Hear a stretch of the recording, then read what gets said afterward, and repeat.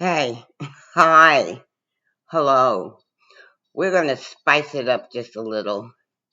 I want to see.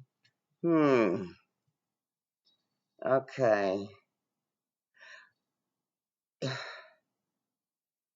I judge Judy.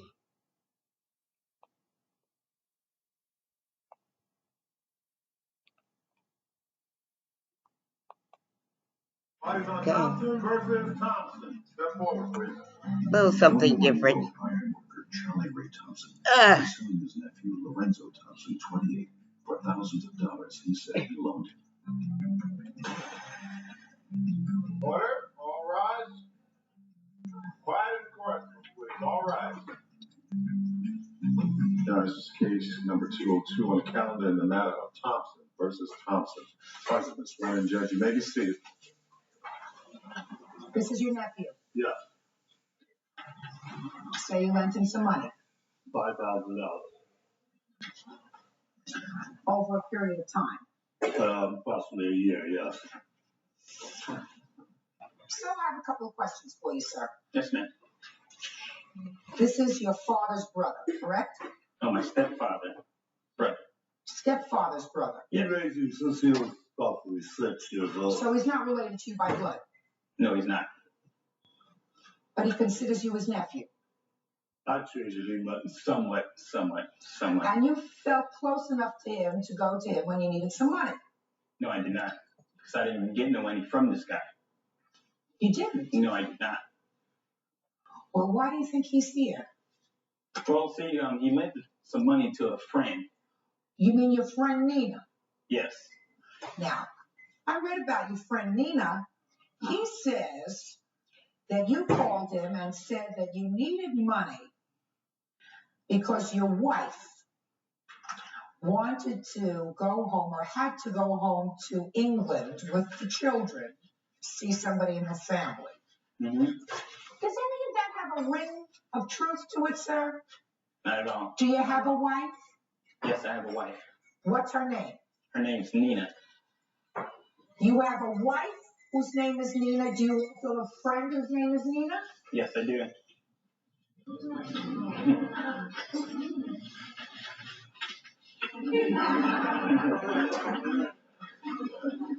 Do you have children, sir? Yes, I do. With which Nina do you have children? My wife, Nina. Where does your wife Nina come from? Where does she come from? That was my question. You Virginia. have an answer. I asked the questions, you have an answer. From Virginia. From Virginia. And your other friend, Nina, where does she come from? Where does she come from? We met her at a bar. What? We met her at a bar. Who had to go to England? Who had to go to England? Nobody. Nobody did not have to go to England. Sir, did your nephew call you and ask you to lend somebody by the name of Nina money? No, he didn't mention Nina. What did he say? Did he say his wife? His wife, so his kids can visit their grandmother in England. Prior to that, Your Honor, I love my nephew. I always let him know that he needs something, he can come to me. Prior to that, I lent him $1,000. Tell me about $1,000. Well, he had just got laid off from his job, and he claims to have a 401k coming to him. And that was the whole trip. Just be quiet. That's not true. Just be quiet. For somebody who has so many Ninas, you better be quiet. Yeah. So that was the reason Sure. that money's going to come from the payment. And so then he comes and he said, my wife got I send my wife on a trip and my money ain't coming next week. Well, he got 1,000. So I said, well, look, I'll put it all on a credit card. I said, I'll just call up the British Imports and took the tickets right to his house. And did you do that, sir? I did that. Do you have proof of that to show me? Yes. Can I see it, please? Mm-hmm. How old are you? Me, I'm 28 years of age. Does your wife Nina know that you have a friend, Nina? Yes, she did.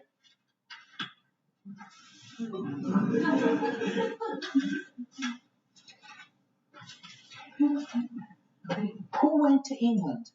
I had the slightest idea.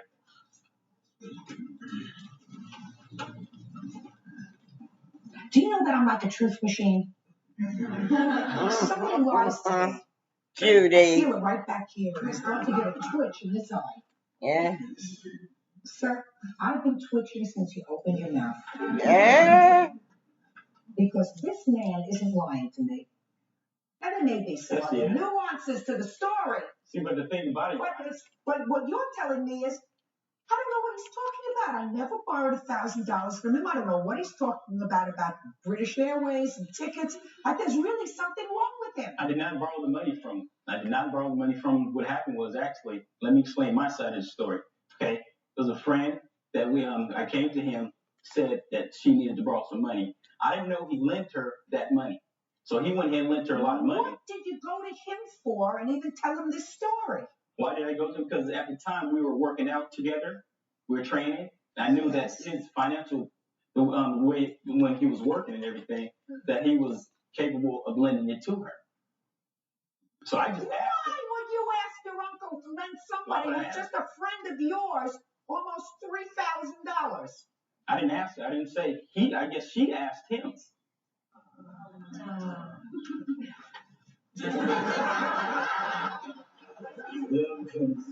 You know something? The truth of the matter is, your lying irritates me. Mm-hmm. A lot. Okay, Judy.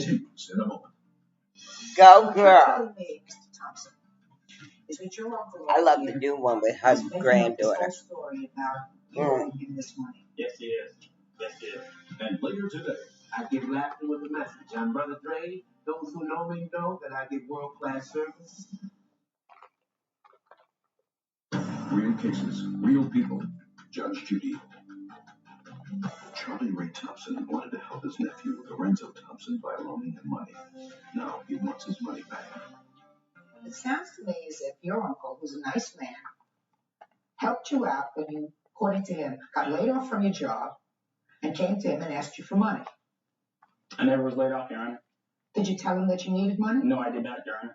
And so you're telling me he's lying when he said he gave you $1,000? Yes, he is, Your Honor. He is? Yes, he is. You have proof that you gave him $1,000? No, not the first 1,000, Your Honor. In fact, that's why he kind of had me over the drought. The British imports were putting it all on a credit card. And I mentioned to him, as long as he pays the notes, everything was okay. And because I don't know anybody from England or British, and that's the only proof I have is that it was on this credit card. I have personally 9 credit cards, that I use. I didn't touch that card. That was here, and we did balance transfer to lower the interest rates because of lower initial interest rates for him.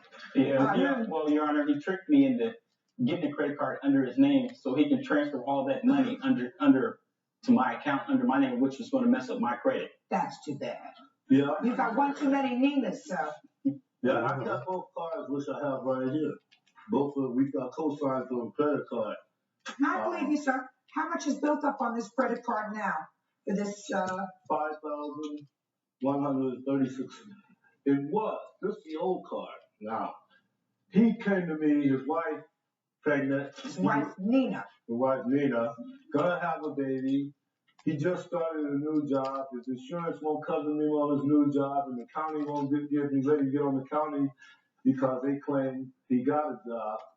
So he needed $2,000. He swore he'll pay me $200 to $500 a week. I knew that he couldn't with 3, 4 kids, but I say, as long as he paid that monthly note, it'll be okay. Not true. So how much money did you give him when his wife was pregnant? Two more thousand. 2 more thousand cash advance on the last paper right there. That brought the total up to 516. But on that very same day, we filled out for Bank of America because I figured now it's time for your name to be on it. So the very same day we got credit cards. I co-signed to him. I'm the original. I keep both cards. He wanted it, so I wouldn't give it to him. On that very same day, as I took out a cash advance on that credit card, we got credit cards, and we transferred the money to our credit card. Wait, got all very complicated. Okay, no. Did you have a new baby? Yes, I did, Your Honor. And you didn't need any money for the new baby? No, I did not, Your Honor. You had all the money in the world to pay for it? Yes, sir. I didn't have all the money in the world, Your Honor. What kind of work do you do, sir? I'm a certified trainer and also a sales rep at Home Base. What's Home Base? Home Base is like the do-it-yourself hardware store. Mm-hmm. So what you're telling me, Mr. Thompson, is that your uncle over here is making up this whole story about you owing him this money. Yes, he is. Yes, he is. Mm-hmm. So it comes down to a question of credibility, who I believe, because certainly what he's got here is over the limit of this court, which is $5,000. It's almost $3,000 for just these airline tickets and another $2,000 for the baby, plus another one that he says you lent him right from the beginning, and you say you borrowed nothing. Is that what you're saying? I did not borrow anything. Actually, Your Honor, he paid me one of them. When it was $3,000, he gave me one. It was about Christmas time. How much did he give you? $1,000, but $1,200. I paid $200 on the card, and around Christmas time, I gave him the $1,000 back because it was Christmas, and because so you gave it to him as a gift. No, I gave it. I lent him another $1,000 around Christmas time. I lent it back to him because I felt bad. It was Christmas time. So it really is 516, but in order to transfer, we couldn't transfer the $5,000. I had to pay the $136 or $45 finance, $47 finance charge. Mr. Thompson, let me give you some very good advice, sir. Never lend money to relatives. Judge Judy continues in a moment. And later today, my time is money.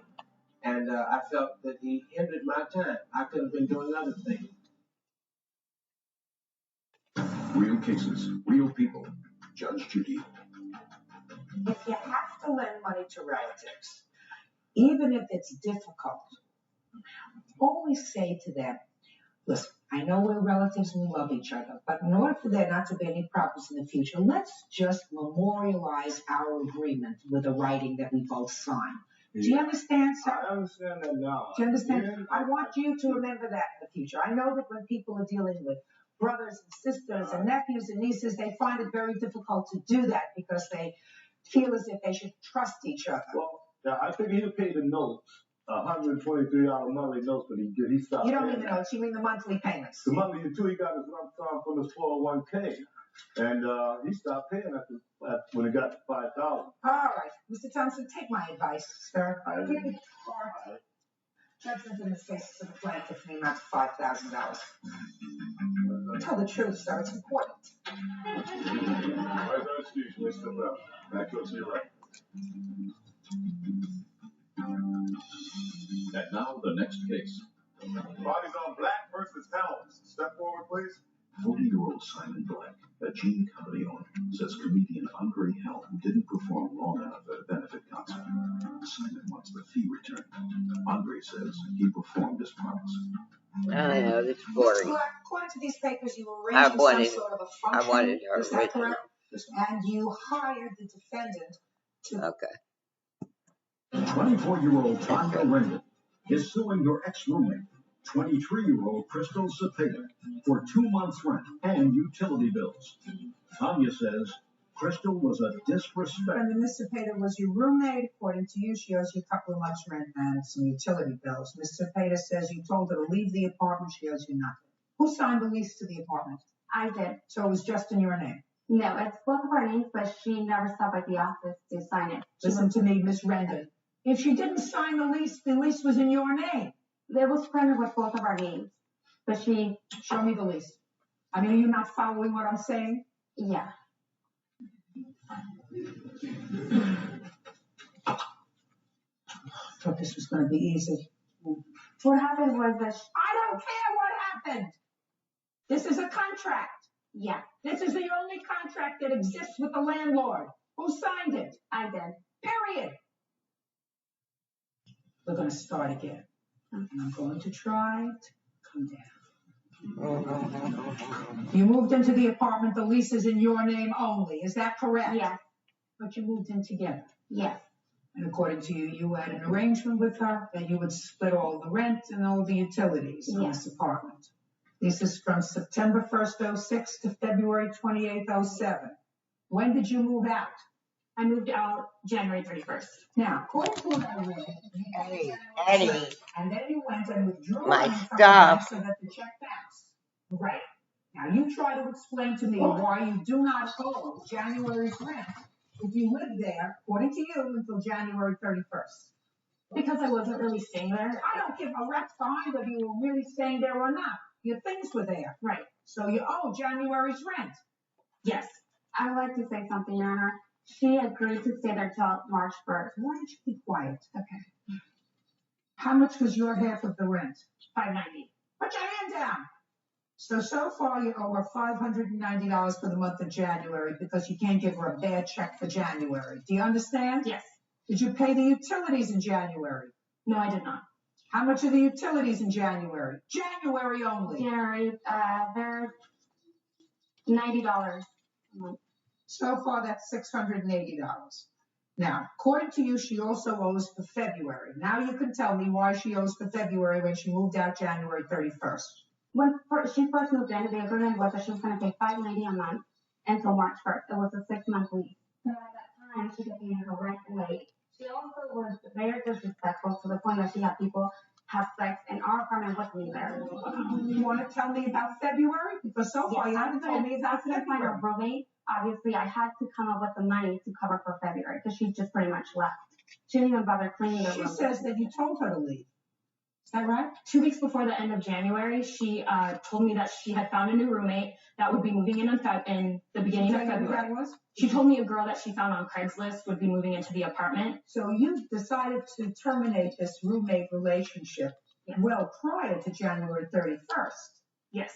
Because you had discussed moving out. Right.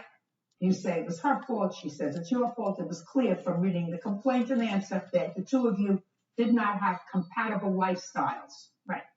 All right. Go ahead. So in January, at the middle of January, I decided, I guess I don't have a choice. She notified me that I would have to be leaving the apartment because she found a new roommate. And so I decided, okay. Where did you find this new roommate? She was a friend of my ex-roommate, one of my ex-roommates. And when did she move in? She was on March 1st. So you had to cover the rent yourself in February, yes, right? I did. That's too bad. She owes you $680 for January. Anything else? No. Anything else? The bills, I mean, she didn't pay for the bills for dinner, right? $680. Get over it. That's all. Twittis is suing her ex-boyfriend, 24-year-old Christopher Peterson, for a bounced rent check and the resulting fees. Miss Davis, you and Mr. Peterson lived together for a period of time. He was your boyfriend. Your financial arrangement was that you would give him the half of the rent check, you would put in his half of the rent, and pay the landlord. But according to you, you gave him your half of the rent for October of 2006. You had an argument somewhere at the beginning of October where you called the police and had him removed from the house. And he left. He left and he closed the bank account on which this check was drawn, so the check bounced. You remained in the apartment and were forced, according to you, to pay the entire rent, including his half of the rent. Mr. Peterson says, through really no fault of his own, you weren't getting along, you had an argument, you went to the police, you had him removed, he wasn't living there, he doesn't have to pay rent, right? That's right. So, Ms. Davis, when did you move in together? May of 05. And when did this incident occur? October of 06? Yes. What day in October? October 9th, I believe. Is that right? That's wrong. What date? October 6th. Now, Ms. Davis, you're going to tell me exactly what happened on October the 6th. On October the 6th, Mr. Peterson went out to my car without my permission, went into my car, grabbed a pack of cigarettes out of my car for himself and one for me as well. I did not ask him to do this. He did not have permission to go out to my car.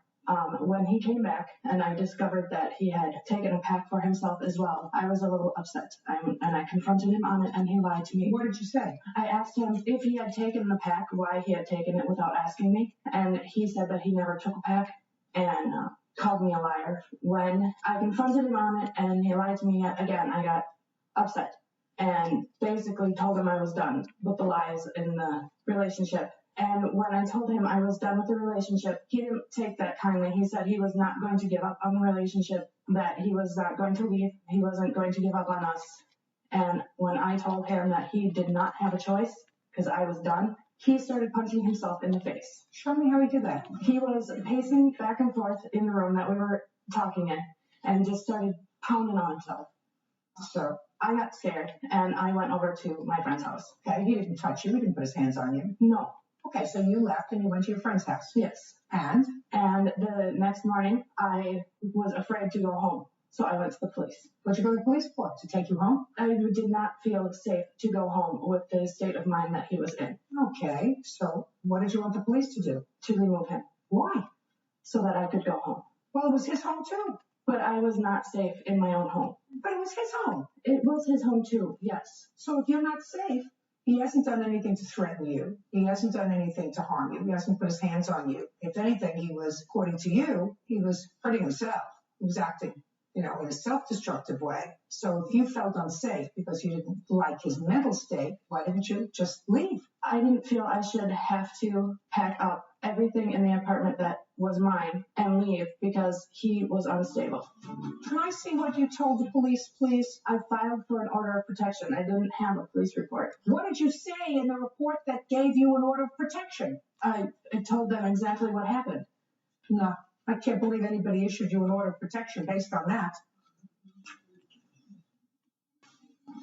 Oh, you lied.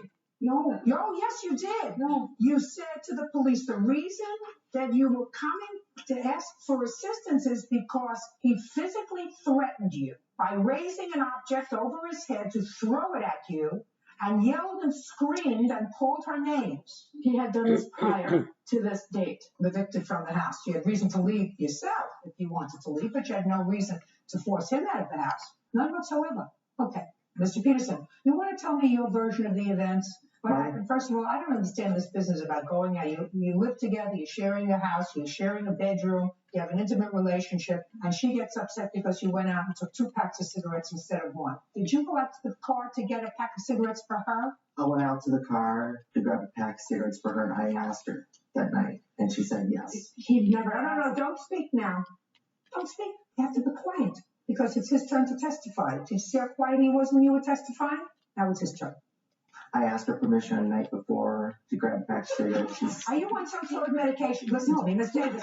Are you on medication? No. Then I can speak to you frankly. I said it once. When you were testifying, he was quiet. He didn't interrupt. Now it's your turn to be quiet and allow me to take his testimony. Do I make myself clear? Yes. Good. The night before, I did ask permission to go to her car and get a pack of cigarettes for myself. She was okay with that. I don't understand why there was this whole big hullabaloo because the cigarettes. It must have been something else fomenting in the relationship for a while. It was because I was also unemployed for at least 3 weeks, and she was annoyed because you weren't working and weren't buying cigarettes. That's correct. Gotcha. Okay. So what happened when you came inside, Mr. Peterson? What happened was I came inside. I went to try to get into my bedroom. She had the master bedroom door locked. I don't know why she had it all blocked, but after an hour and a half, 2 hours later, she had the door open. There was this mysterious odor in the air, as if she was smoking drugs. She was smoking something funky. Mr. Peterson, did you at any time on the 6th of October threaten Miss Davis? No. Did you at any time on the 6th of October pick up an object to throw at her? No. Had that ever happened in the past? No. Did she give you her half of the rent? Yes, she did. For October? Yes, she did. And you didn't pay any of the rent? I did pay the rent. I had my half in my checking account. She gave me her half. When I closed out my checking account, I made sure that all the money was still in the account. Okay. How much out of pocket are you, Miss Davis? I'm out $914. From what? I came from $467, plus his half of the rent, plus the late fees and the non-sufficient fees. His half of the rent is not sufficient.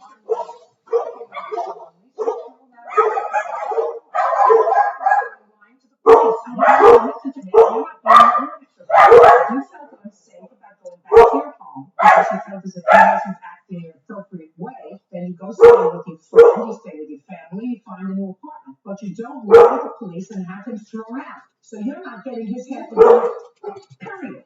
The money that you gave him, that he is responsible for if you didn't get it back. So my question is, did you get that money back? I have not seen any money from him. So how much was his half of the rent? $363. And you gave him $467? I gave him $467. Why would you give him $467 if his half was $363? Part of it was supposed to go toward another bill that did not get paid as well. What bill? A credit card bill. Okay, that's $467. I have no right to throw that out. And you absolutely didn't have any right to lie to the police. Judging for the plaintiff, the amount of Eddie's running back and forth. He's playing security guard right now. Did you hear him? None. His little pitter patter. Said something, and so I could have covered the rest before it was You late. could have said a lot of things. You also should not have gone to the police and perjured yourself. That's all. 20-year-old doing her former friend, 19-year-old Eric Smith, for the cost of bailing out of jail after he was arrested for unpaid speeding tickets. Ms. Harper, you claim that Mr. Smith owes you money for bailing him out of jail. Yes. And Mr. Smith acknowledges that you bailed him out of jail, but he said that was your choice. He never agreed to pay you back the money, right? Yes. How old are you? 19. What do you do to keep yourself occupied? I'm a full-time student and I work. Full-time student where? Liberty Community College, Kansas City, Missouri. And you work for whom? Walgreens. And what were you arrested for, Mr. Smith? I was speeding charges, tickets that I didn't pay warrants. Speeding, tickets, warrants. How many? 8. How do you manage to get all these tickets if you're a full-time student and working at Walgreens? What it was when I was in high school, I racked up a lot of tickets, like speeding tickets, and I didn't have a job in high school because I played football. I didn't work, I never paid them off. And how do you know Miss Hubbard? I met her at the club. Now, were you dating each other or you just knew her? It was like kind of like that in-between thing where not really friends, but not really together either. I said, who is this smiling person over here? This was my friend Robin. How long have you known Robin? About 6 years now. So he's a good friend of yours? Yes. Better friend to you than Miss Hubbard, right? I guess you could say that, yeah. Well, he schlepped all the way to court with you, didn't he? Yeah. From Missouri? Yeah, from Missouri. And who do you live with? I stay with my dad right now. So you have a father? Yes. And I guess he's known you for at least 19 years, right? Yes. Yes. Do you have a mother? Yes. She's known you for at least 19 years. Yes. Now, Robin here, he didn't bail you out of jail. No, he didn't. So he must not like you so. No. And your father didn't bail you out of jail, right? Right. He didn't like you so much. No. Your mother didn't bail you out of jail, No. right? She didn't like you so much. No. Your grandparents? Yes. Yeah, how many? I actually have one. Grandmother? Yeah, grandmother. She didn't bail you out of jail either. She didn't know, actually. I guarantee she knew. Okay. So how long were all these loving people who were really attached to you, how long did they let you sit in jail when you got arrested? The whole time. How long was that? That was 3 weeks. 3 weeks. I mean, we're not talking about we'll let him stay overnight to teach him a lesson, right? We're letting Mr. Full-Time Student Employee at Walgreens stay in jail 3 weeks. But then, according to what I managed to put together here, they were going to move you from one jail to another because you served your time on a whole bunch of tickets in one county, but then there were other counties looking for you. Is that right? Yeah. Ever hear of a man for all seasons? This is a man for all counties. So when they were going to move you, somehow Miss Hubbard bailed you out of jail. Yes. Were you happy to be out of jail? Yes, I was. How happy were you? I was very excited. And how did Miss Hubbard find out that they were going to move you from one jail to another? I told her. You told her? Yeah, I told her. Did you tell your mother? No, I didn't tell her. Did you tell your father? Yes, I told her. Did you tell Robin? No, I didn't tell Robin. Didn't tell Robin either, No, but you told your father. Yes. And what'd your father say? Bye. Yeah. But not Miss Hubbard. No. She bailed you out. Yes. So what do you think you ought to do? I told her thank you. I did. I told her thank you. Yeah, I told her. I never agreed back. What did you say when you called her? I just told her the situation that I was going to serve my time at that jail and that they were transferring me to a different jail. And she didn't want to see me in jail no more than I wanted to see myself in jail. So she proceeded to bail me out. Oh, okay, now Miss Hubbard, why don't you tell me how it came about that you bailed him out of jail? When he called me July 19th, which was a Thursday, I knew he was going to the next jail the next day. So basically talking about how he was tired. Hi, honey. How are He you? didn't want to serve the day before the serving at the next county. I had He to asked me open if I the had will. some money. I told him Okay, the baseball cards, I put them in order and I put them back in slot. So this is the stamp. That sounds right. Yeah. That sounds All like this is for the kids. Oh, yeah? No, honestly, because I had to do some, I had to put some stamps and letters at work every day. And I was like, oh, Oh. I wonder, maybe I should just get into stamp collection instead of cards again. Oh, I put those cards up there. Oh, okay. Well, we're going to go to the gym, so. Okay. Have fun. He basically ignored my phone calls, and the last time I saw him, though, he had told me to come back and that he was going to give me some of the money. And after that, when I had called him back, I ignored him. You mean after you bailed him out, he cut you off? Basically, yeah. That's not nice, Mr. Smith. Yeah, can I say something? Yeah. I didn't like the way that she was treating me. Like the lifestyle that she wanted to live when I got out of jail. She wanted me to like stop hanging out with my friends that I know like way longer than her. She was real controlling and she was like real possessive, and I just didn't want to talk to her anymore. So I just cut her off. I'm going to say something to you that you've probably heard on a lot of commercials. Stay in school, okay? Okay. You need it. Searching for the plaintiff in the amount of $250. Beverly Schoonover says neighbors Christy Hicks and Avery Lillard owe for vet bills and damages to her home. Beverly claims their 3 Rottweilers went on a rampage.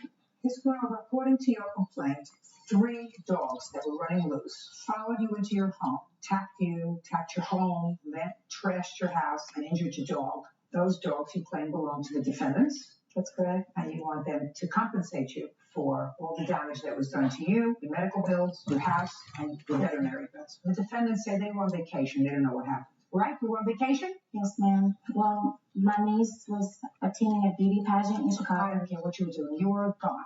We were gone. And your dogs were home. Yes, ma'am. And got out. Yes, ma'am. Tell me what happened, Mrs. Schoonover. Well, there was a storm, and On what date? I believe it was August the 3rd. I don't know. Don't ask me. I know where I was yesterday. I'm sorry. It was August the 5th. Go ahead. But it was a storm. I went outside at the end of my driveway for electrical wires. So the officials had arrived and they were telling me to stay away from the wires, stay away from the wires. All of a sudden someone yells, smoke, fire, call the fire department. So all the people went running up in our neighbor's house, just not a tenth of a mile on the other side of the road. Lightning had struck their attic. And everyone went, and I couldn't go. I couldn't go because there's the pasture fence and there's the electrical wires. So, finally the smoke got so bad, I just had to go inside. I went inside, and when the smoke cleared, I came back out. Well, in order for me to see that house, I had to go all the way to the driveway, down to the end of the fence. And I'm standing by the fence, and I look at the wires, and I think, they told me to stay away. So I turned around, and when I turned around, there were 3 Rottweilers. One on each. You have 3 Rottweilers? Yes, ma'am. Go ahead. One on each side of me, and one in front of me. The 2 on each side were females. The one in front of me, I didn't want to deal with him at all. I looked up this way. There was no one to yell for, and I would not scream that loud with those dogs that close. I thought about the wires, but I would have to turn to get through them, and I wouldn't turn my back on 3 large black dogs. No, well, they were up to here. No. So I couldn't stand there pinned against the fence. So I started walking toward my home. I had about 100 yards to go. I just decided I've had enough of these dogs. I've had to drive through them all the way, all through the winter. They would be laying in the road. These same 3 dogs? These same 3 dogs with 2 little dogs would be laying in the road. I mean, many times I've had to stop. They wouldn't get out of the way. So you'd seen these dogs before? I had seen them before. Do you know where they lived? No, ma'am. How far from your house had you seen them? 2/10 of a mile. Do you know where the defendants live now? Yes, I do. How far from the defendant's home had you seen the dogs? 2/10 of a mile. You live 2/10 of a mile from where they live. Actually, I live 4/10 of a mile from where they live. And you saw the dogs 2/10 of a mile from their house? Yes, ma'am. So sort of in the middle? Yes, ma'am. How In the neighborhood, maybe 8 years. How many of the families in the neighborhood owned 3 Rottweilers? At least 2. Name them. I don't really know their names, but there's a Gaines family that's in the back of the subdivision across the street from us. And also up the street, there's a man that owns 2, not 3. I asked you, how many people in the neighborhood own 3 Rottweilers?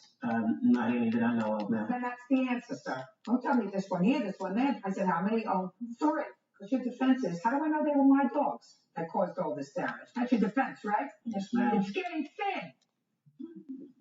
Okay, you have set the stage. Now what I want you to do is tell me about the damage the dog's caused. And then I reached about 2 feet from my porch, and I looked up, I saw my little dog, and I was like, oh, my dog, oh dear. You know, I thought I could get through the door, but I forgot about the little dog would run out. And as I was thinking that, and I looked down, and they had surrounded me. I had All right. breathe around. Jackie? Hi, honey.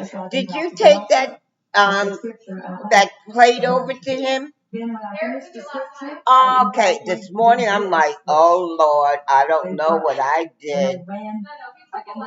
Okay, thank you. Tell him thank you. Couldn't get between those dogs and all that. So I ran down to the road. At that time, another policeman had pulled up. I summoned the policeman, he summoned another one, they summoned another one. It took 3 policemen with nightsticks, pepper spray in the dark, trying to get those animals in the house. The outfit you had is upstairs if you want it. My bedroom. For exercise? They used my couch for urinary purposes. It okay. smells terrible. What happened to your dog? Oh, when I found him in the house, I finally got the dogs out. We found him in the bathroom, and he had like a tear. They have a sauna there? Where? At LA Fitness? So I sat outside, the pepper spray was so strong we couldn't stay in the house. So while I'm standing on the porch, walking down to There's like a walker on the right, there's a bunch of sticks on the left. Yeah, there is. There's like a wooden door somewhere around there. I didn't know. See, I was going to stop LA Fitness and go to that one down the street there. There's a Planet Fitness because they have. I could see my dog. They didn't really think he was going to live. They didn't have sauna. Someone told me they did. After the surgery, I had to sit on the floor. So that blood stains from the joints. Really? I didn't know what that was. Really That's how basic gym. much damage was caused. They got a lot of them. It was over $2,700. And the hot tub? Okay. How come nobody told me about that? Literally there on your right, you come in, you can see the hot tub right next to the wall. No, I didn't see no hot tub next to Yeah, that's what I was going to get into. Oh, shit.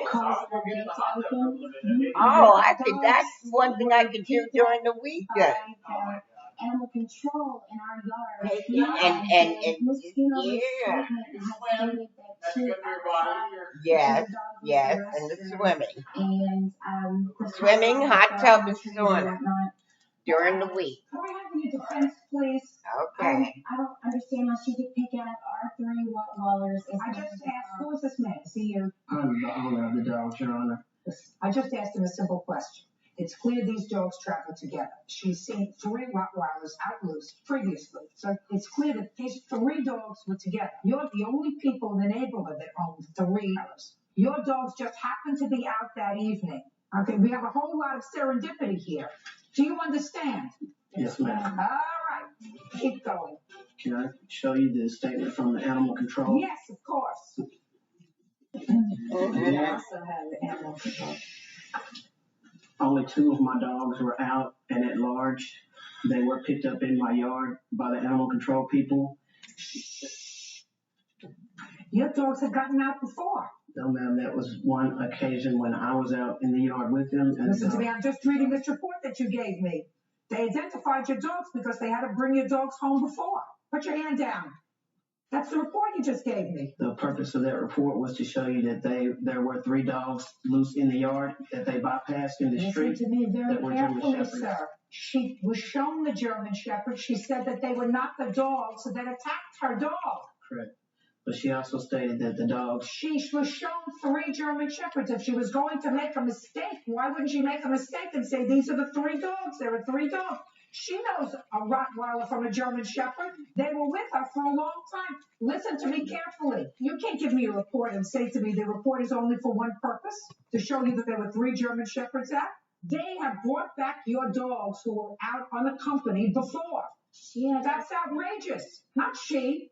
Your dogs.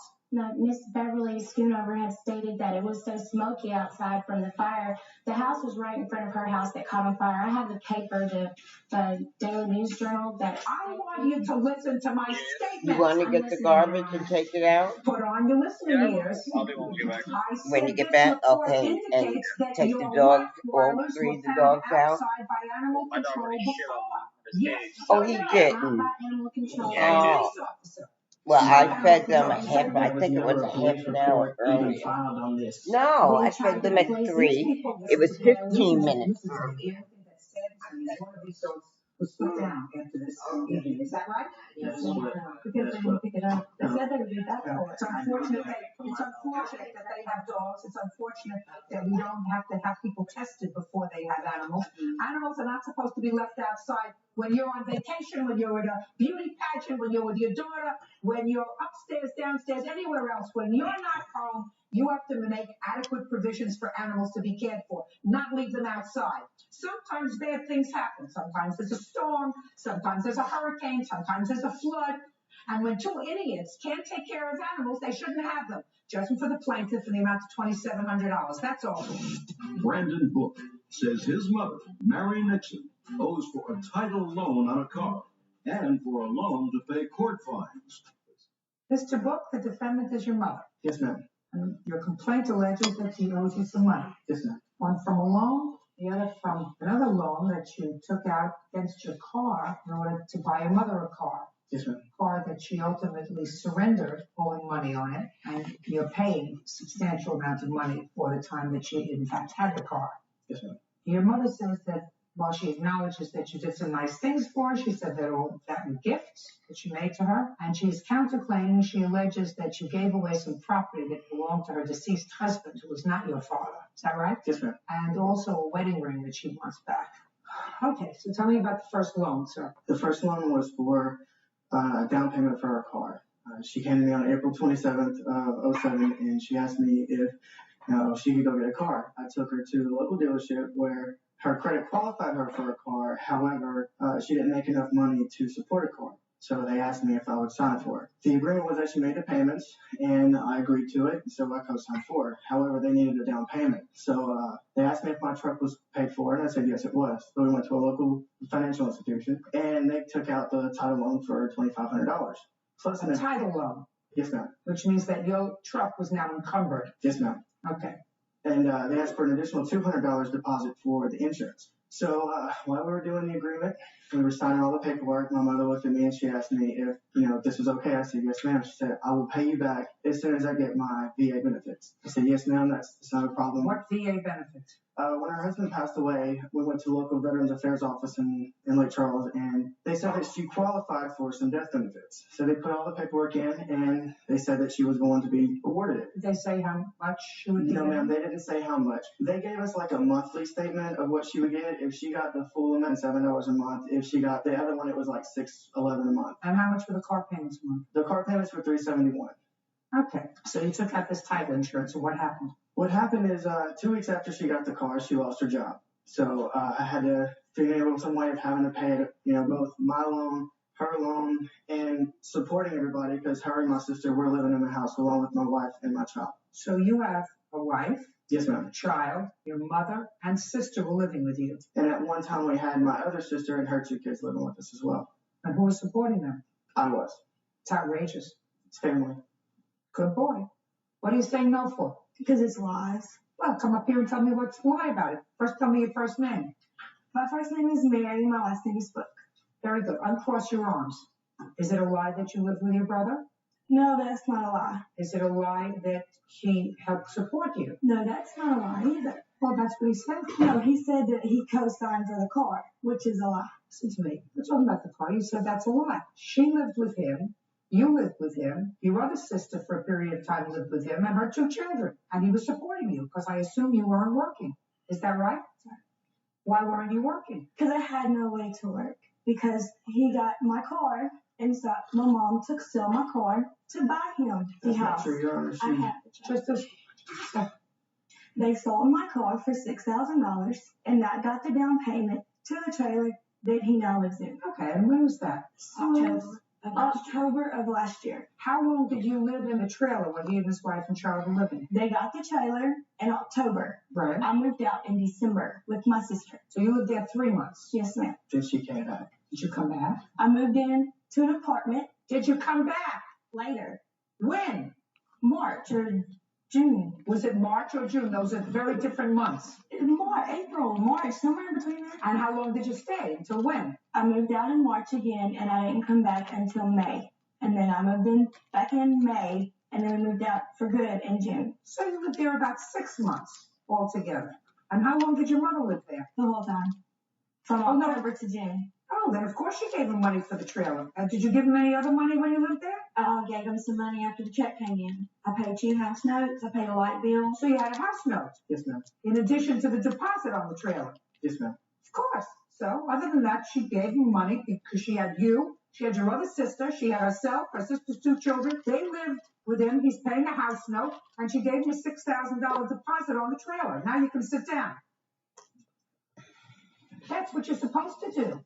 If you and your whole family want to move in with your son and you gave him a $6,000 deposit on a trailer and he's making the house payments on it for you and your family to live in, that's what you're supposed to do. But Your Honor, I moved to my mobile home I was living in for 14 years off of my property for him to put his mobile home there. So what? He told me he would never, ever say anything about me not working. He did not mind me living there because I did this for him. And I'm telling you, he's not supposed to say that to you. You moved your whole family into the trailer that he was making the payments on. You lived there from October until June. She lived there for 6 months. Your other daughter and her 2 children lived there for 6 months. Who do you expect to pay for that? Every adult pays rent. You're a grown-up. So if you gave him $6,000 at the beginning of your stay, instead of making periodic payments, then what difference does it make? Look at it that way.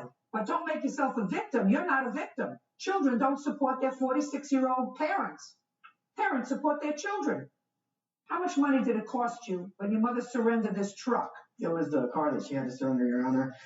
It didn't cost me anything. I tried to tell her about it. I went to her work with this document right here showing that if she surrenders the car, that they would give us a 0 deficiency on the auto loan. So I approached her at work with this, and when I approached her at work, she had gotten really defensive about it. And when I told her, I said, look, all you got to do is just surrender the car. We'll give you a 0 deficiency. We don't owe anything, but they don't owe us. We don't owe him. It's like it never happened. She refused. She immediately responded back saying that that's it. You have 10 days to get that trailer off my land, and I'm cutting your lights off. So tell me what happened with the car. Did you surrender the car? Yes, I did. When? The next Wednesday. So what money are you out, Mr. Buck? The title loan on my vehicle. Well, in order to get her car, we had to put a down payment. That's where the title loan on my vehicle came on for her car. I see. And the title loan was for how much? $2,500. So that you're not out any money for the loan, but you are out money for the title loan. Yes, ma'am. Because you actually took that money and put it down as a down payment. That's why you had no money that was owing if she turned the car in. Yes, ma'am. I understand. All right, now I'm going to read you. He's at $2,500 because you couldn't make the payments on the car. Okay, whenever I got the car, he came, woke me up one morning and said, Mama, you want a car? And I'm like, well, I would like one, but I can wait for my money to come in. Because I didn't want a car note, really, because I really didn't make enough for a car note and insurance and everything else. So I said, I'll wait. And he goes, Mom, I got him on the phone. He wants to talk to you. And I'm like, Brandon, I don't want a car right now. That's not true. It would be nice to have a car. Just a second. You know what happens, unfortunately, Ms. Nixon, to some people when they're telling a lie? They get blotches on their chest. No, I just get nervous. No. A man that's supporting a wife and child and supporting a sister and another sister and 2 children and a mother who I'm sure doesn't make hundreds of thousands of dollars a year, doesn't come in and twist his mother's arm to get a car. Baloney. You're not supposed to put your children in debt because you don't work. That's not what mothers are supposed to do. I did not want the car. I told him I would wait. Then you shouldn't have taken it. You're 46 years old. He went to the car dealership. Without, I'm going to just a second. Without you? He went with me. And then did he drag you there? Miss Nixon, did he drag you there? No, he said he wanted to go pick out him something. Miss Nixon, you are so full of baloney. You owe him $2,400 first for that. What else did she owe you for, sir? whenever she was in Washington State. She was supposed to be gone for only a week and a half. She had 2 jobs, working at Walmart and working at Sears. She went to Washington on a one-way ticket to see my friend, and she was gone. What was she doing seeing your friend? Were talking on MySpace kind of thing, and So a boyfriend? Yes, ma'am. She was grieving and went to see a boyfriend. How long was she gone? She was gone for 3 months. 3 months. This was, I assume, before she got the car. Yes, ma'am. Go ahead. And I was contacted by a Sergeant Mouton of the Calhoun Parish Sheriff's Department looking for her. I was then like, what does she do now? So I call her, tell her what's going on. Apparently she had some checks that she had written back $6.97 for very little, like $25, $30, however they just caught up with her. And they were looking for her to satisfy those checks. Then when she came back, I still supported her, tried to get her through the hard times. She just didn't take the hint, and I was getting really tired of it. How much money did it take to clear the checks? $150. Did you tell your mother about it? Yes, ma'am. Who cleared the checks, you or your mother? I did. Where was she when you cleared the checks? Being arrested at the time. Is that right? Well, not exactly. Like, I'm, She's not a horrible mom. No. Did he pay $150 to From selling the cabinets that he sold out of my house. I was upset at him. He gave away everything. That's a lie, Your Honor. Everything in my house. He gave away my cabinets. Just a second. Give me the month and year you gave. February. February of what year? Of this year. And when did you move out of the trailer? I moved out in July. You couldn't have been that upset. Well, no, but I'm not going to disown my child. I'm not going to do that to him. You couldn't have been that upset. He gave away the stuff in February. You didn't sue him. March, you didn't sue him. April, you didn't sue him. May, you didn't sue him. June, you didn't sue him. July, you didn't sue him. August, you didn't sue him. September, you didn't sue him. So if he gave away his stuff, he gave away his stuff. What's next? The ring. Whose ring is it? Mine.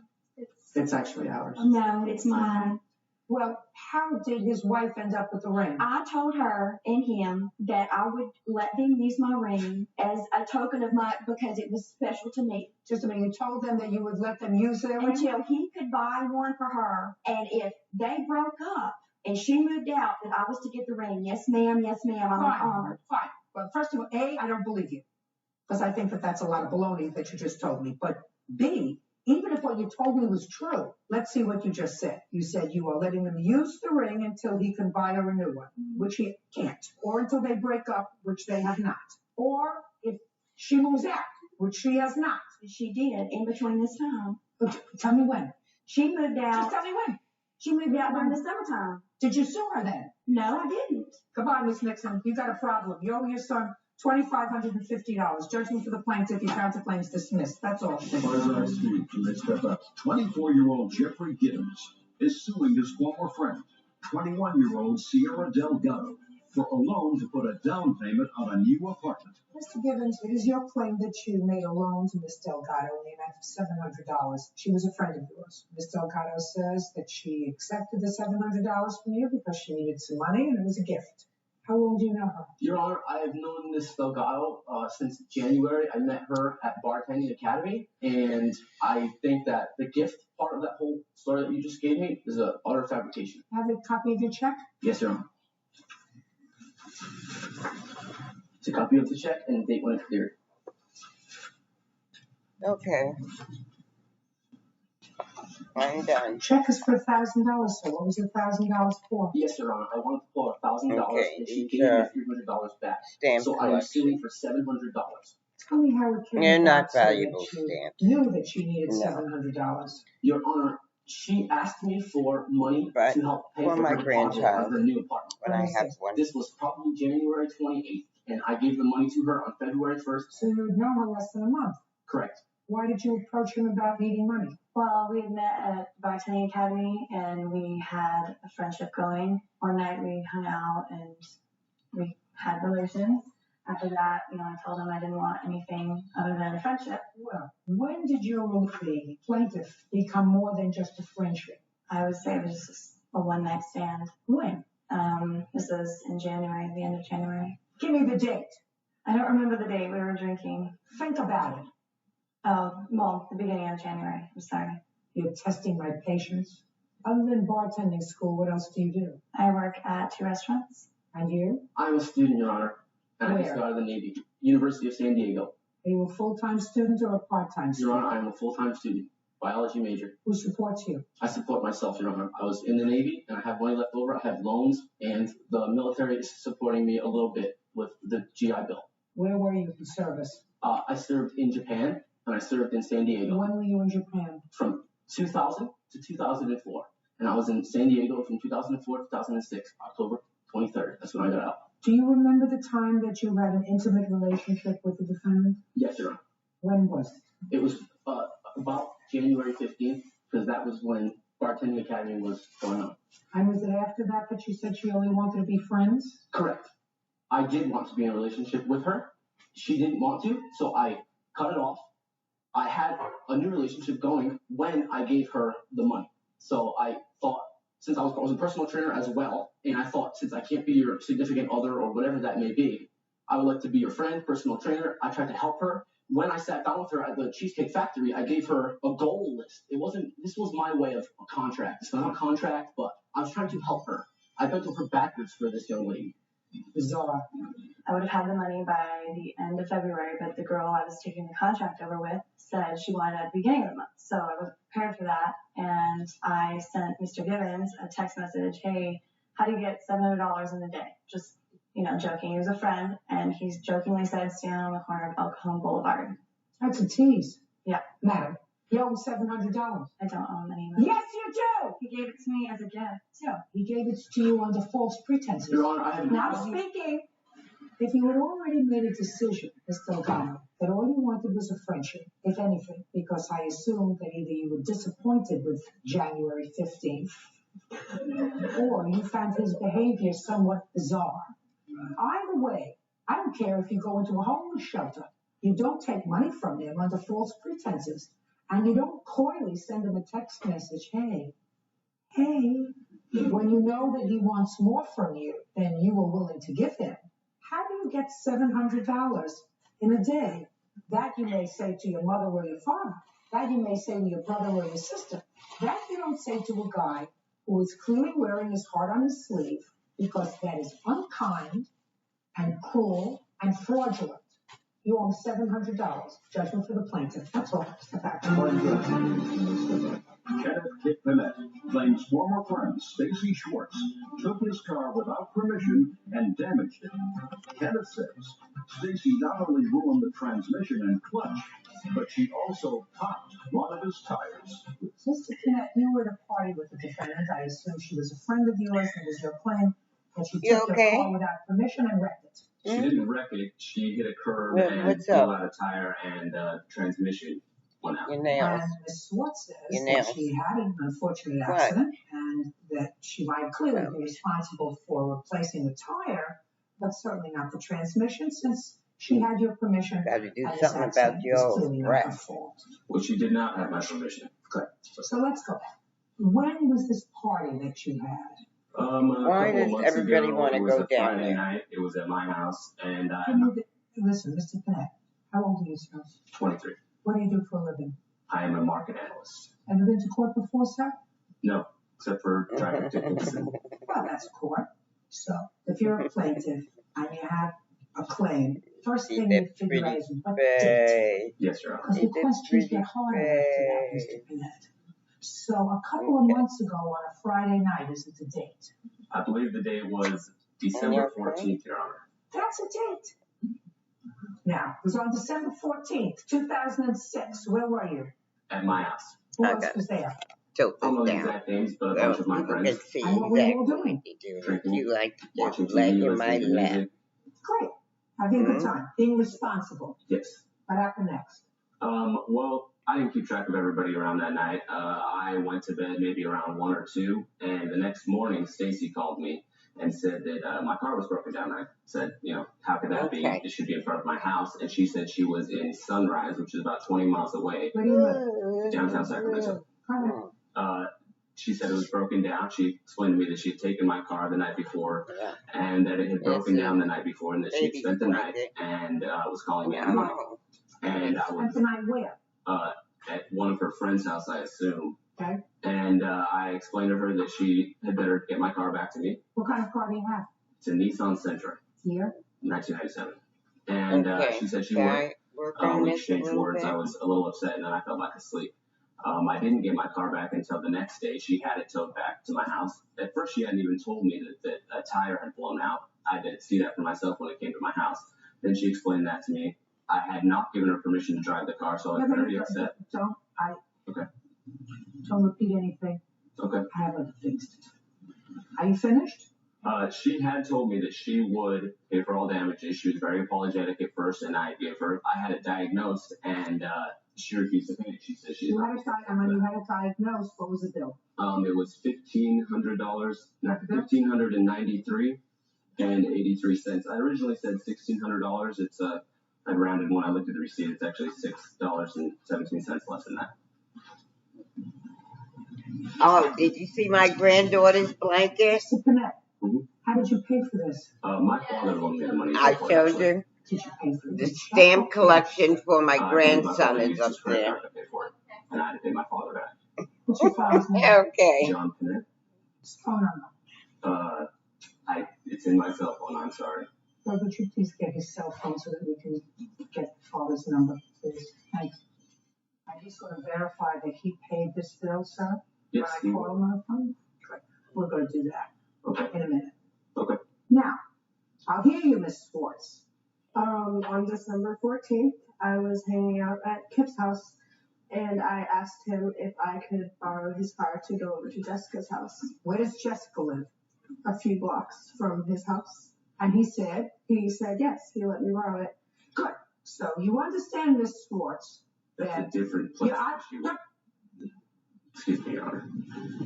You do understand, madam, that you did have limited authority to take his car to go to Jessica's house, which is a few blocks away. You understand that? Yes. Now tell me what happened. I drove over to Jessica's house and told her that I was using Kip's car. And she called me at 5 o'clock in the morning and woke me up. At Jessica's house? Yes.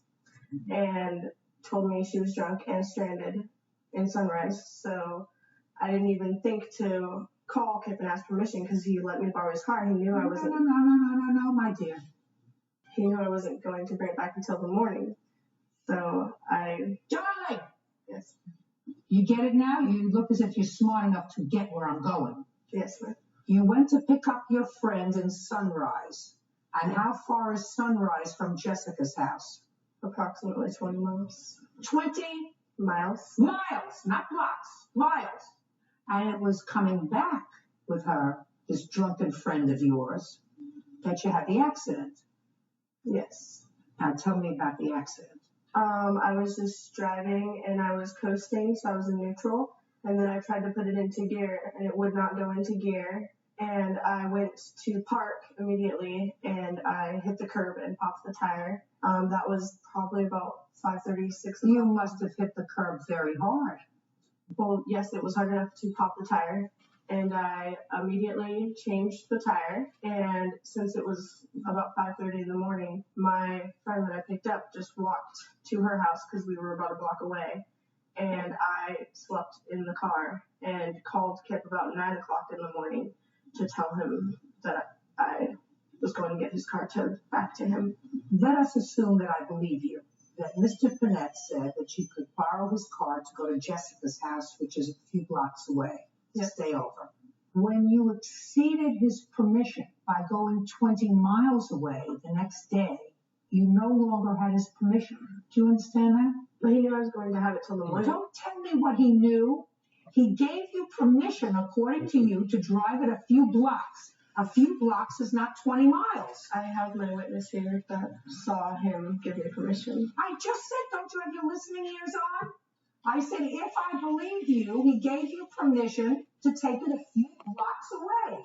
Once you took it 20 miles away, you no longer had permission. No, you have to borrow the car all the time. That's not Just a second. Where do you think you are? Right here. Where is here? In this witness chair. And until you stand up there, what are you supposed to do? Listen to you. Right.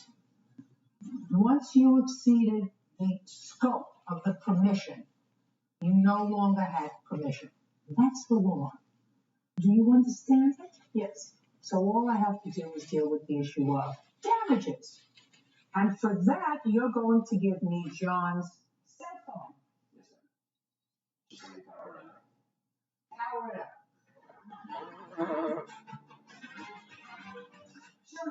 This is my Judge grandchild. Judy. How are you?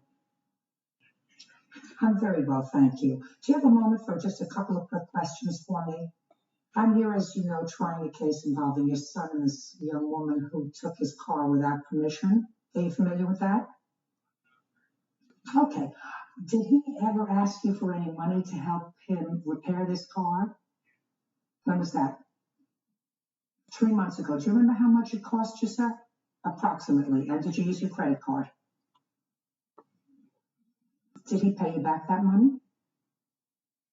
I know, I have children. Did he tell you how it happened?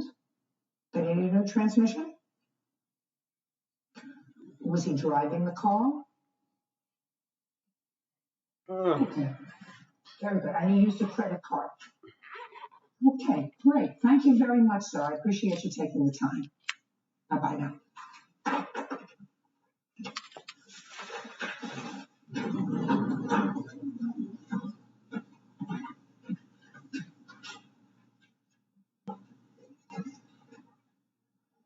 What a nice father you have, sir. Thank you, Your Honor. And as a matter of fact, your father does remember helping you out and paying for this transmission a few months ago. That's correct. Do you know what he doesn't remember? What? He does remember you paying him back. Well, I owe him money pretty much all the time, and I am always paying him. So but I'm that in the he process. doesn't remember. I mean, he does remember laying this money out for you, but he doesn't remember the fact that you paid him. I have not fully paid him back, Your Honor. I apologize. Well, how much have you paid him, sir? Well, I owe him a total of quite a bit more than that. So I guess if you got down to that bill, I haven't paid him any because I'm paying him for things that I owe him. Well, you have no objection to making the check payable to your father, do you? No, not at all. Judgment for the plaintiff in the amount of $1,593.83 to be made payable to John Bennett. Thank you very much. That's all. 56-year-old Candace Harris is suing her ex-boyfriend, 32-year-old Frank Boswell, for an unpaid loan and for trading in a Camaro that didn't belong to him. Candace claims Frank is a scammer. Miss Harris, you met the defendant online. Is that how you met him? Correct, Your Honor.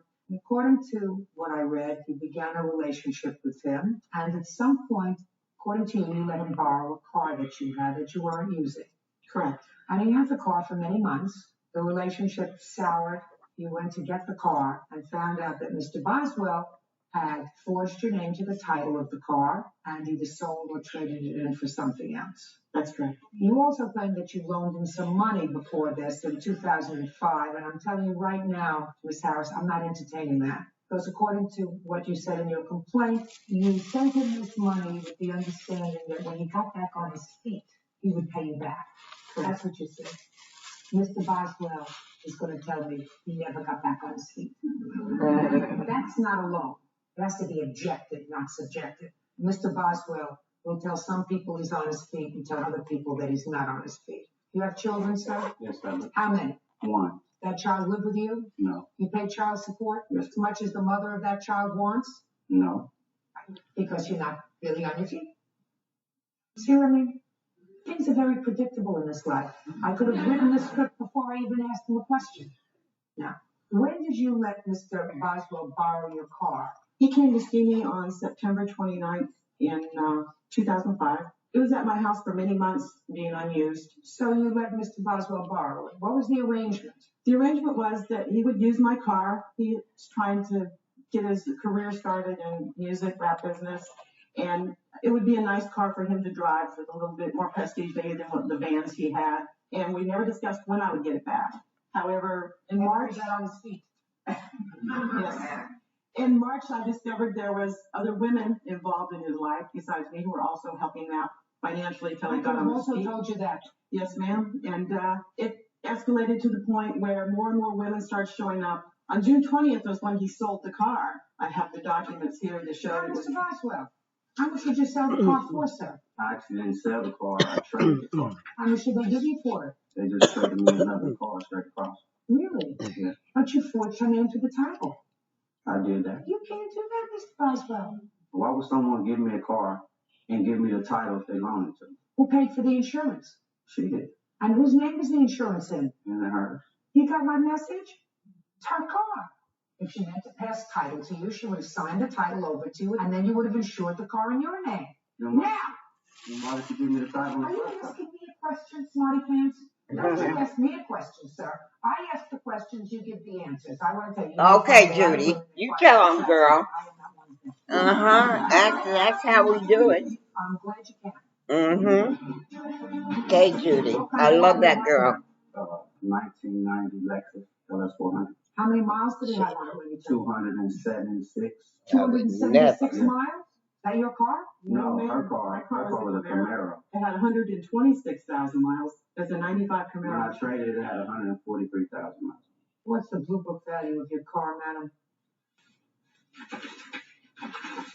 Good, John. It's $4,025. Is that in good, fair? That's the medium. It's in the good condition. Okay. Now, Miss Harris, you seem like an intelligent lady. I would hope so. You know the old saying, if it walks like a duck and quacks like a duck, it's a duck? Did you ever hear that expression? Yes, ma'am. It walks like a deadbeat, looks like a deadbeat, it's a deadbeat. You're supposed to know the difference in your stage in life. Do you understand? Judging for the plaintiff, me not $4,000, that's all. Maria Prieto claims her son's former friend, James Alster, started a fire in her home while trying to grow marijuana. Ms. Prieto, you rented a house to the defendant. That's correct. And it is your claim that he is responsible for a fire in your home that resulted in damage. Some of the damage was covered by insurance, but a great deal of it was not covered by insurance, and you want him to pay the balance. That's correct. Your out-of-pocket expenses. Mr. Alfter? Mm-hmm. Is that the way you pronounce your name? Yes, ma'am. You look petrified. Are you scared of me? No. You should be. So bad. Mr. Alfter says that your homeowner's insurance should have covered whatever losses there were. He wasn't doing anything wrong, and it was just an accident. That's your defense. Yes. Yeah, and I should be just. How old are you, sir? 20. When did you move out of your home? I've been around since I was about 18. And how have you been taking care of yourself? I work For whom? family business, What kind of business? construction, do concrete work. Whose business is it? It's my grandfather's. Who else works there? The crew, my dad, my brothers. So it's a big business. Yeah. It's a lucrative business. Yeah. How much? Yes, try yes. Yes. How much do you get paid? $30 an hour. And you work 7 days a week, 6 days a week, 5 days a week? 40-hour weeks. So you've got money in the bank? I'm all right. What? So I'm all right. Yes. You have a car? Yes. You shape? Do you work out? Yes. You work out at home or in a gym? Gym. You have a gym membership? Yes. I ask you all these questions because I'm trying to find out a little bit about you. Because this complaint says, Mr. After, that the fire that started in Miss Prieto's house, on what date? September the 12th. And what date did he move into the house? He moved in July 1st. Was started because in your bedroom, right? In master bedroom, correct. People usually sleep in the master bedroom, Mm-hmm. right? Yes. How many bedrooms were there in the house? 5. How many people were living in the house? Just 2. You and who else? Me and my roommate. Male or female? No. So that those were 2 bedrooms. You don't spend the night with your roommate, right? You each have your own bedroom, right? Yeah. Right? Yes. But I guess you didn't want you or your roommate to get the master bedrooms because then it would be unequal, so that you'd stay in your other bedrooms. Yes. And you were using your master bedroom to grow marijuana. You actually hadn't brought in the plants yet, according to the complaint and the answer, but it was all set up with a whole bunch of lights, right? Yes, there's equipment. I mean, you weren't planning on shooting a film in there, were you? No. You were going to grow marijuana. Yes. What were you going to do with it when you grew it? Well, I have anxiety and I was going to try to get my cannabis card. You have anxiety? Yeah. You ain't seen nothing yet. Your parents are alive? Yes. Did they know you were coming here today? Yes. Did they know that 10 million people were going to be watching you today? Yes. Did they offer you any warnings, sir? Yes. And I know that it's not relevant to the case, but I, because I am a mother, would like to know what your parents said to you. They told me I better learn my lesson. Both of them. Yes. Sounds like my kind of people. Who do you expect to pay for these damages that weren't covered by Miss Prieto's insurance as a result of your lunacy in trying to start a marijuana farm in our house?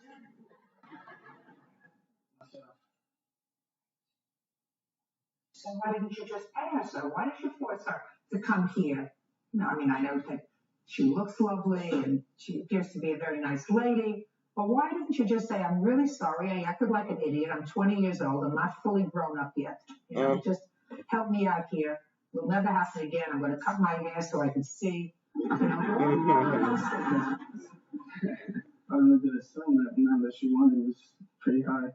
Thought the insurance would have covered it, but I was going to pay that deductible. Yeah, but the insurance company didn't, for instance, pay for all the landscaping around the house that was singed.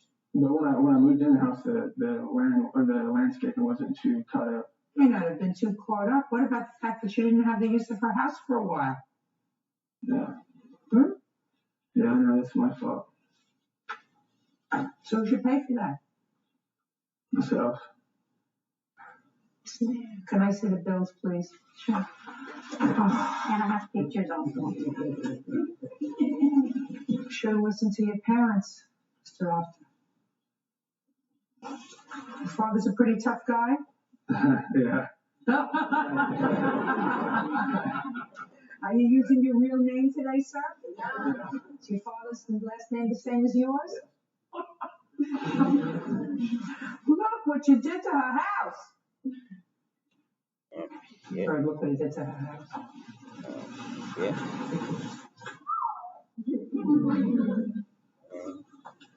You planned on smoking an awful lot of weed, sir.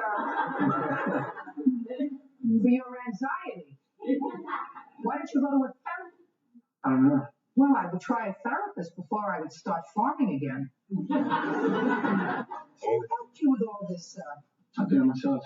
What about your roommate? No, he helped a little bit. Was he going to be your partner? No. What does he do for a living? He works. For whom? He does construction too. For your father? No. Your Honor, can I say something? Please. Okay, as far as all that equipment he purchased, and it was worth over supposedly $6,000, and he didn't have money to pay the rent. So he had money to go out there and buy all that, plus, start his little lab thing. But on the other hand, he's making $30 an hour, and he could have just stepped up to the plate and said, I'm going to pay you. Even payments. I said, can you make payments? And he's like, yeah, I will. Never followed through. He's very anxious because he's not smart. Mm-hmm. And unless he gets smarter, he's going to remain anxious. Mm-hmm. Do you understand? Mm-hmm. Say sorry. Not to me. I'm sorry. Judgment for the plaintiff in the amount of $5,000, that's all. Marianne Miller says ex-daughter-in-law Kelly Hood owes for the cost to support her son. Marianne claims Kelly is a deadbeat mom. Miss Miller, this is your former daughter-in-law who is married to your son. They have 3 children together. How long have you been divorced? Since 1992. And you are remarried? Yes. There came a time when your former daughter-in-law and her husband were having some difficulty, and the 3 children came to live with you. One of the children remained with you. Is this the young man? He's now 18? Correct. But he's been with you since he's 16. And it is your complaint that during that time, Miss Hood was receiving support from your son for his son, yes, and was not sending that support to you. Correct. So you're suing for that support, and also what you believe is her obligation to send some support herself for her child. Ms. Hood says that the meager amount of money that your son was sending to support his 3 children hardly supported one child, and that there was never an agreement with you that she would send support. She quite frankly thinks that it's absurd that you should come to court now and ask for what is $18 a week that your son was sending for his son's support. Right. Where is your son? My son is there, Trevor. That would be you. Yes, ma'am. Well, stand up next to your mother, please. Your last name is? Warren, How many children do you have, sir? 3 by my ex-wife. No, all together. 4. What kind of work do you do, sir? I'm a security guard. How old are your children? 18, 17, 16, and 8. Are you remarried? No, ma'am. Does the 8-year-old child live with you? No. Do you support the 8-year-old child? Yes. How much? Right now we're going to court, and I'm in the process of getting medical insurance for it. So the answer would be nothing. Right now. And how much do you send for your 16-year-old? $69 per month. Or $16 per week. That's what it comes down to. Or slightly more than $2 a day for your 16-year-old, right? Okay. Mr. Warman, I just done math on my trusty calculator because I'm not much of a mathematician. He not only gives him money, but he also helps him. He buys him things. I mean, that's just not cut and dry. He bought sheets for their beds, which she didn't supply for the children's bed. He bought sheets for beds because they didn't have any. Oh, we're going to make him Father of the Year. No, I'm saying he does do other things. He doesn't just give the support. He does other things. He sees his children. Miss Miller, I disagree. How many children did you raise? 4. And who supported your children when they were growing up? My husband's and What kind of myself. work did he do? Okay, I had 2 husbands. Okay, the first one worked at the post office, and my current husband works at a warehouse. Is your former husband the father of the children? The former husband, yes. The former husband, the one who was a postal worker. Yes. And then I had another husband in between, and that was the other 2 kids. 2 children, 2 children. Well, it's like her. She, No, don't point to her. okay, she's been married 3 times, Don't too. point to her. I'm not interested in her. I'm on your team now. Okay, And let's talk about how many people live in your house. 4. Who are they? My oldest son and Jeremy, and my husband and myself. You have your own home? Yes. You have a mortgage? Yes. What are the mortgage payments? $1,100. So you would say $1,100 a month. Okay, so that would be approximately for the 4 people, $275 a month towards the mortgage, right? Yes. How much would you say you spend for food for the month? I spend a good $600 to $800 a month. So another $200 a month for each of the adults. Yes. So now we're up to $475, just the food and the roof. Right. We're not talking about clothes or anything else. How can you justify, madam, $18 a week that your son is sending support for his children as coming anywhere near the kind of support that I'm speaking that a child needs? And I'm not talking about buying pillowcases, right? We're talking about support, real support. Now, if your son has a marginal job and can't afford anymore, that's all he can afford. He wasn't too swift after not being able to support these 3 children. He went out and made another one, right? You would say that that's true. Yes. How many children do you have? I have 3 grown children. No more. No more. At least she knew when she had enough. Do you understand, Miss Miller? Okay. Now, here we have $475 to just put a roof over their heads and to feed them. I don't make that money. My husband makes money, and he's not his blood grandfather. I understand that. I'm talking about your son. Right. And that's what the court ordered him to pay, is the $18. And I want you to understand that that is ridiculous. That could be. Ridiculous. Yes, it is. It's not enough. $14 a month. But the thing is, Ridiculous. right, but she doesn't have any children in her house now. She should, just a second. She should have been paying support for her child who was living with you. I'm not disagreeing with you. All I'm saying It's is, very little. he's not blameless. No. And you should have, before you looked towards a stranger, because she's a stranger to you, before you looked to a stranger, you should have said to your son who works a security job, get 2 jobs. Right. And every time I needed something for Jeremy or Jeremy needs something, he asks his father, and his father gives him money for this and that. He has. I'm not talking about giving his money Oh, for no. this and that. I'm talking about helping you Oh, yes. pay the $475 a month that you say it takes to support a child. Yes. More than that. Believe me, it's more than that. It's just the roof and the food. But your first vision should not be to her. Your first vision should be to him. That's why I go to him when we need extra things. Good. I don't go to her. Now, what you want from her is the $18 a week she was receiving while he was in your care. Why didn't you send that to her, Mrs. Hood? I was supporting my son. I picked him up. I took him places. I gave him money for things. But you're supposed to do that. You're his mother. But that's not true, Your Honor. I don't want to hear from you, sir. When I hear any kind of substantial contribution to your children's support, I will listen to you. But right now, I didn't hear any of that from your mother. I heard you took them and got them things that they needed. Not saying to your mother, here is the $475 a month that it takes to put a roof over his head and feed him. I'm going to give that to you, and then we'll worry about everything else. So, have to be quiet. Would you like me to sit down? No, you can stand next to your mother. You're supposed to take him and buy him things, madam. Well, I know that. And I also gave her support at the very beginning. Gave her the child support card. We get a little child support card. And it was misused, and the child support agency told me that I wasn't supposed to give it to her because I still had custody. I don't know what you mean. You gave her the child support card. What does that mean? That's where the child support comes on a little like credit card instead of sending you a check in the mail. So I gave it to her to help support, and I was told I wasn't supposed to do that because I have custody of him. Well, that's ridiculous, Miss Hood. You may have legal custody on a piece of paper, but you weren't putting food in his mouth 3 times a day. So that's ridiculous. Why did you even ask somebody? If you had a card, if what they do is they don't give you the money, but they give you a card, and it's really taken off of the card, why did you even have a discussion with anybody about that? His grandmother had physical custody of him. His father was sending $18 a week support. As minimal as it is, it should have been sent to his grandmother. At that time, I had I'm 3 kids. speaking. This is not what we're talking about, 3 children. We're only talking about 1.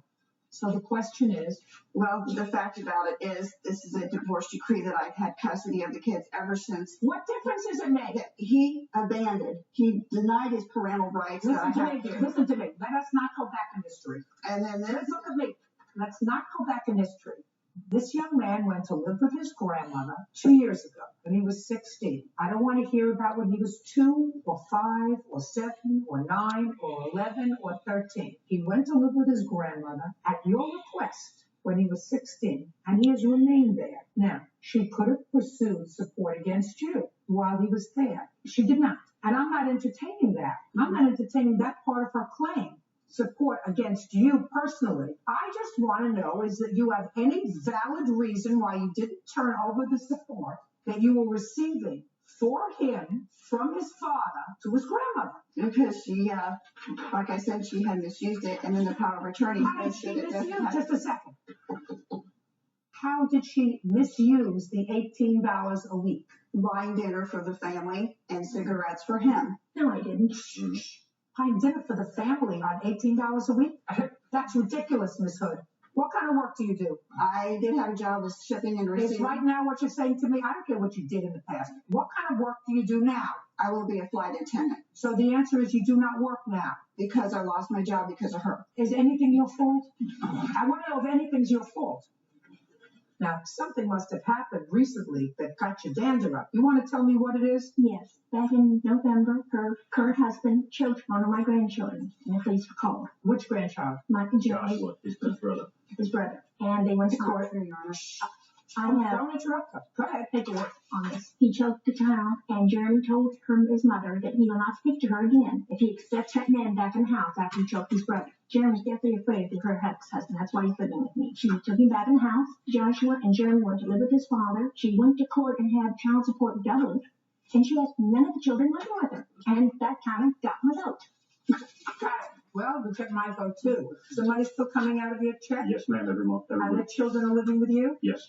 When did you go back to court? I'm going to court February 23rd for custody. I've got the motions filed in court to get into school. I got out of school. How old are the children? 16 and 15. Well, if the children want to live with you, that's where they're going to live. Yes, Because at this age. Because they don't want to listen to me. Excuse me? That's because they do not want to listen to me, and they feel that For whatever reason, 15-year-old and a 16-year-old are going to make judgments, and the court's going to assign them a lawyer. And if the lawyer says, my clients want to live with their father, and unless somebody can establish that it would place them in a neglectful situation, that's where they're going to live. You owe her the $18 a week that you've been receiving from her son, even though he's back in arrears of child support of $2,000 that he's owed me for years. And I raised the kids all by myself without him even being in there. Just a second, listen to me very carefully. If he took custody of your son and he was in arrears in child support, we would not be having this discussion. We are having this discussion because his mother took custody of your son, and his mother supported him while you were receiving current support. Not a lot, little bit. You were receiving current support for him, and you cannot do that.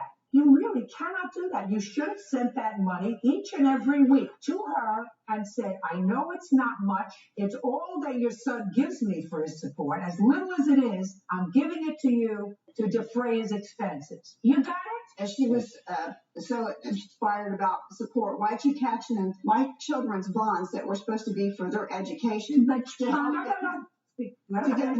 get my ex-husband furniture, a stereo system with surround sound, a $300 chair, and she's so concerned about support. That has nothing to do with you. Mm-hmm. If you listen to me, if she wanted to take the $18 a week and blow it, when you gave her the $18 a week, and she went and took the $18 and put it in a goodwill box, that's her prerogative. We're not saying that the money that you received for this child's support was enough to support him. It was not. It wasn't enough to keep him in orange juice, but it belonged to her. Okay, not I to got you, to rest because you were not fulfilling your So custodial after this responsibility by Judge maintaining a Judy, home I for him, think which we're is going the to moral reason why you shut it receive down. support. You were not maintaining a home for him. His grandmother was. So his grandmother was spending substantially more than $18 a week to support him. You had the obligation of forwarding that money to her. There's no discussion about it. You got the money, you keep it for a month, and you say, here's $18 times 4.3. I'm sending it to you by the month rather than by the week because it's just too much trouble, because I know you've been taking good care of him. And I assume if she wasn't taking good care of him, you would not have permitted him to stay there as his mother. Okay. Now, Miss Miller, yes, what she owes you for the child support is $1,028, because that's the support that you should have forwarded to her for the 2 years that this child was in her custody. That's all. Thank you. Judge, for the plaintiff. Derek Kemp claims former friend Patricia Davis owes